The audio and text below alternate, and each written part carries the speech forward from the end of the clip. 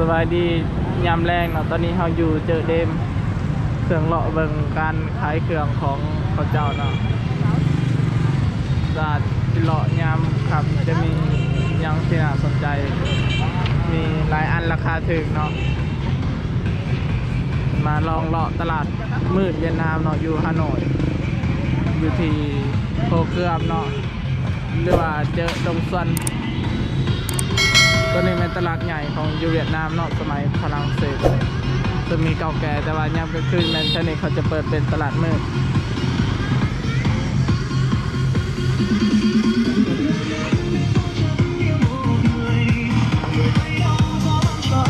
ก่อนต่างๆตกสุดเนาะเมื่อวานเรื่องหันแว่นตาใส่แล้ว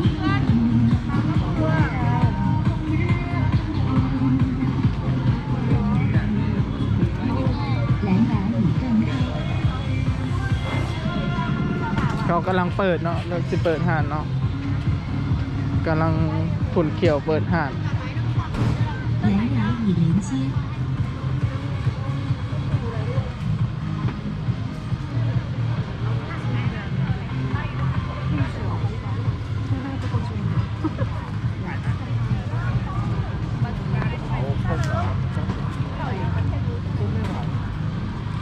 อันนี้เป็นคล้ายเครื่อง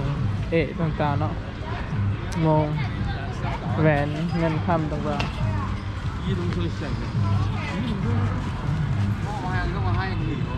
con gì con già mà vâng đây này con muốn báo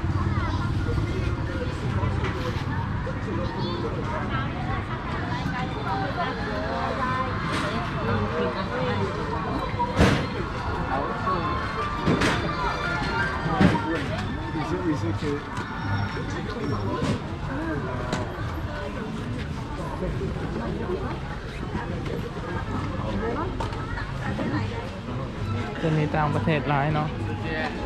คนจีนฝรั่งคนเวียดก็หลายเช่นกัน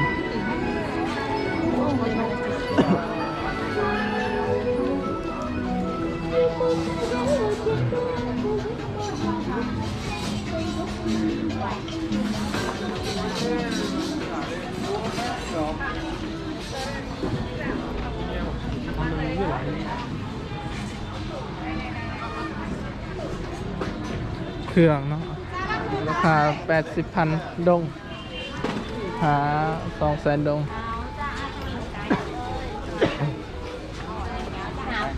มีเป็นน้ำหอม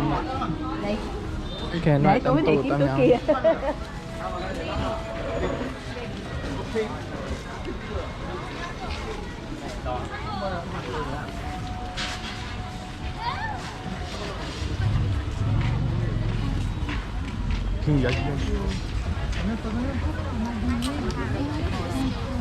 John, takan lagi.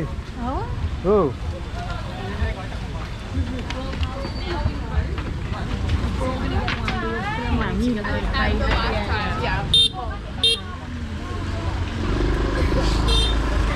Quả mắc co.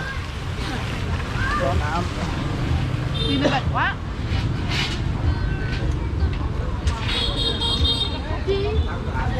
Con ơi, tôi thử nhìn nó khó.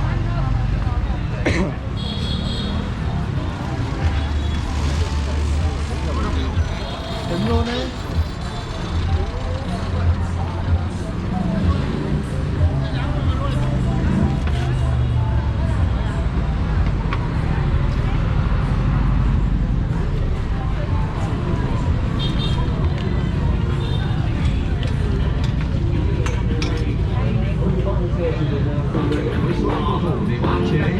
Khả năng chơi bóng của các cầu thủ Campuchia. Các cầu thủ Campuchia có thể chuyển trạng thái rất nhanh. Mấy đánh đầu.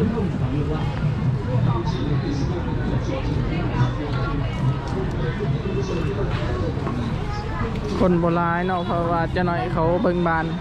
พอเวียดนามเตะบานเดี๋ยวนี้ ถ้าเลิกจากเตะบานคนน่าจะไปแออัดเนาะเพื่อน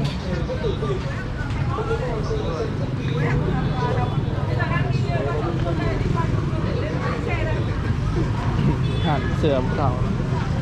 เสื่อคนเฒ่าคนแก่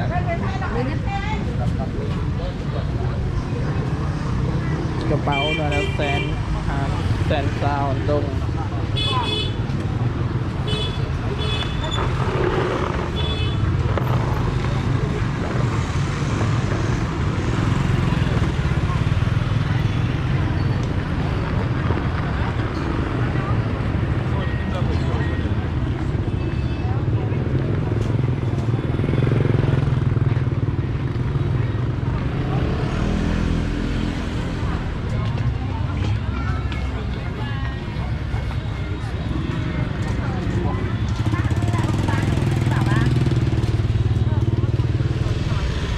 เครื่องผู้หญิง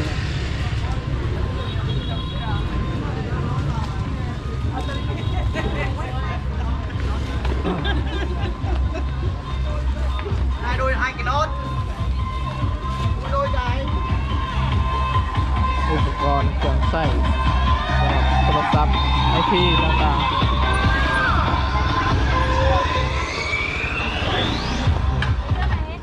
อย่าง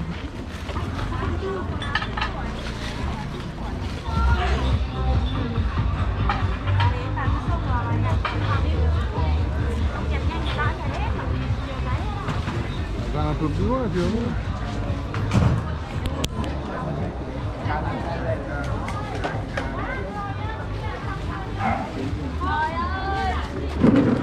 Em gửi chui ra là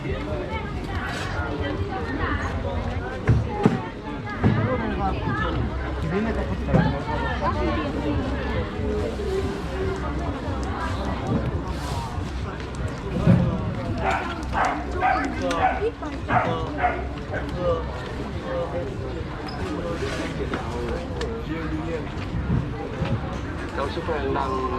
thử ghi vào tốt nhất của đồ bóng này với bao là bằng.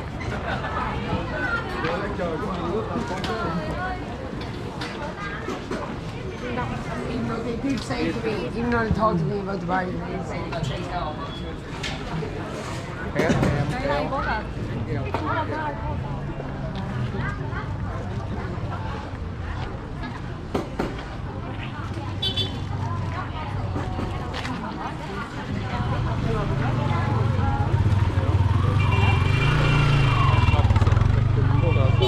tất cả các sản phẩm chỉ 10.000 đồng, thanh lý 10.000 đồng một sản phẩm là xem hàng đi ạ.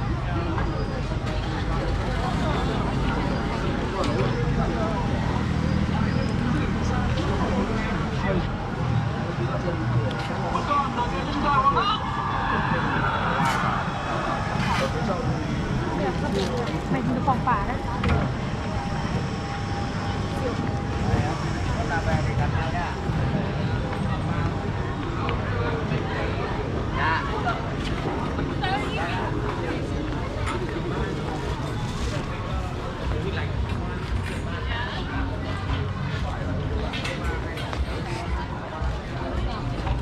Lý gấp này. Ví dụ như có làm bỏ xốp ấy.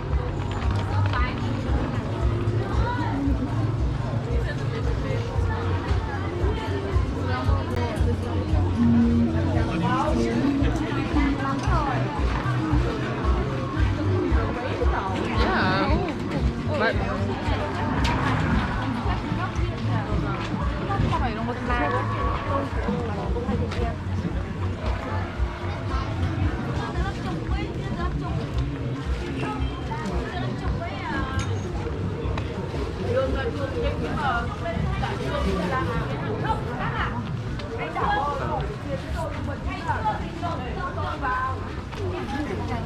đêm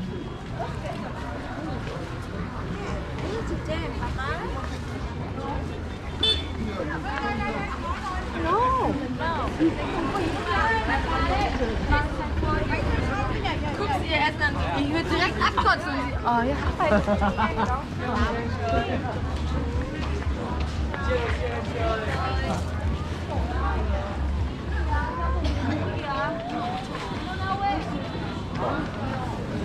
kia อาหารบาร์บีคิวกินครบสุดเนาะอาหารอยู่นี่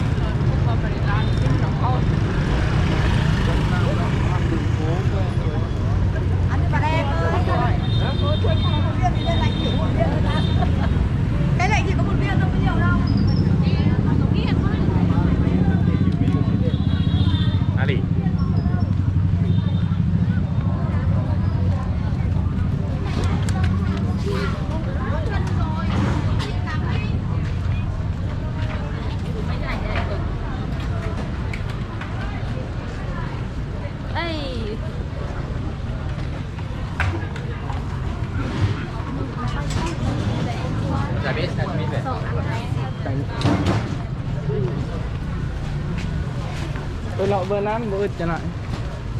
คือ3-4 อัน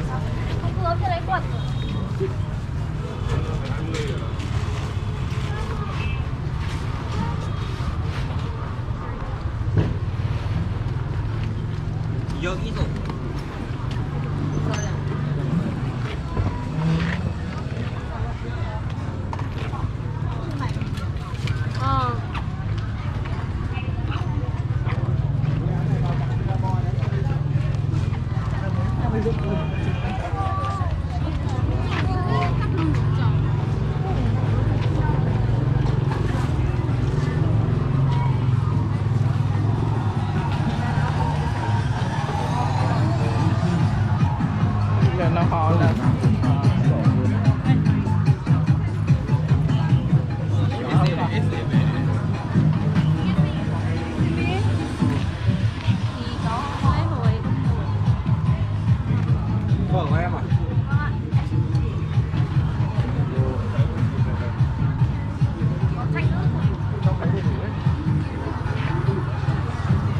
พวกมัน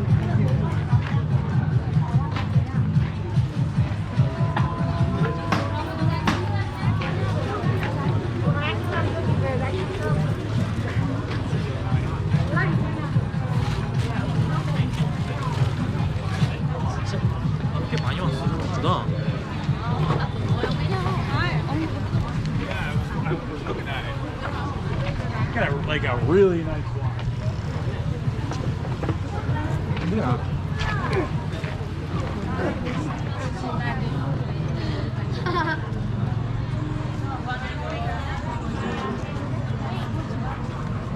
The other one was like 3.5 $, but at least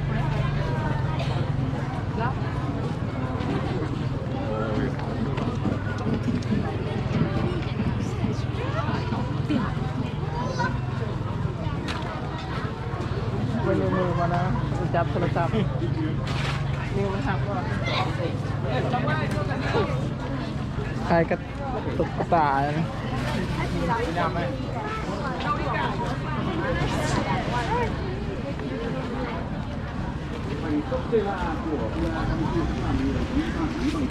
rất kỹ thuật và điều đó giúp cho hệ thống chơi của này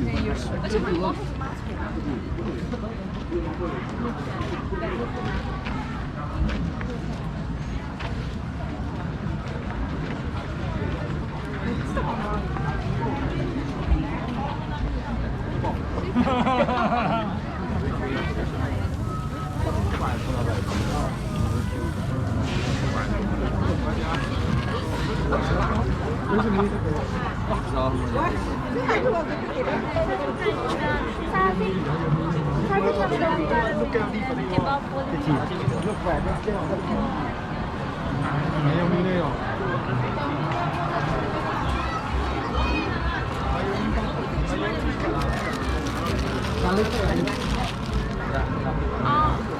이거 영각이로.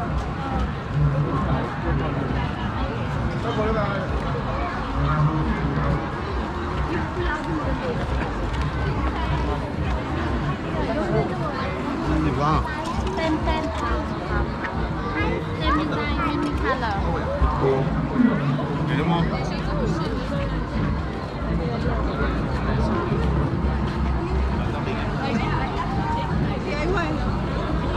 Hôm trước trọng tài ra thẻ vàng.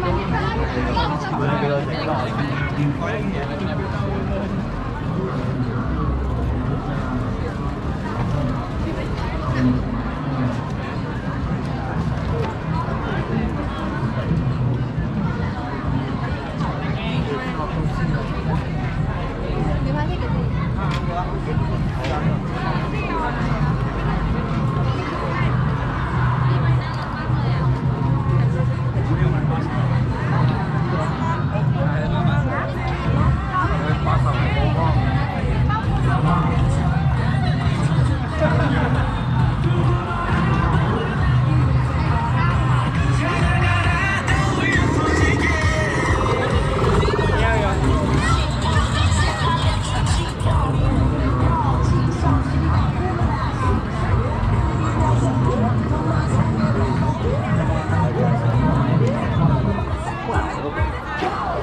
Do you starving kids that not fed enough? I don't know, I said I was being normal. Chúng ta mong chờ điều gì ở pha phát này ạ? มาฮอนี้สิ้นสุดเนาะสำหรับคลิปพาเที่ยวตลาดกลางคืนอยู่ที่ฮานอย